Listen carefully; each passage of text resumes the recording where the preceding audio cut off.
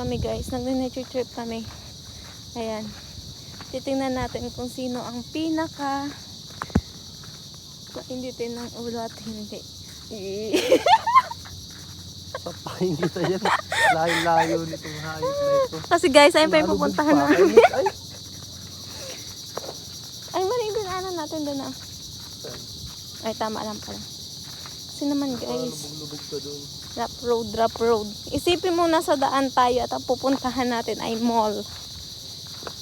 Mapunta tayong McDo, Jollibee, Mang Inasal. At ano yun? Yung ride. Nagtatalaba sila. Saan? Ayun o.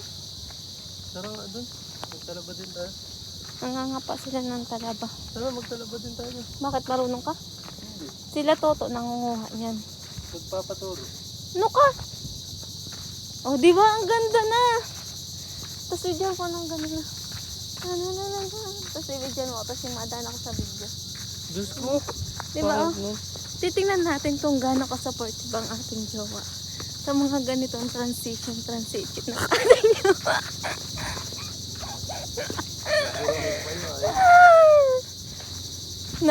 na ano na ang kanyang presensya.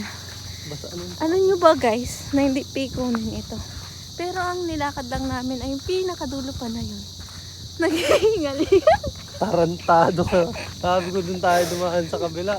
Maling desisyon na naman ang buhay namin guys, as and everyone says. Ano pala natin? So sa iyan, isipin mo lang na ang lalakarin natin ay Puro bunot to. ganito talaga dito. Ano mo sila, tahimik na nagtatalaba. Tapos ikaw, nagtutulo-tulo ang sipon mo.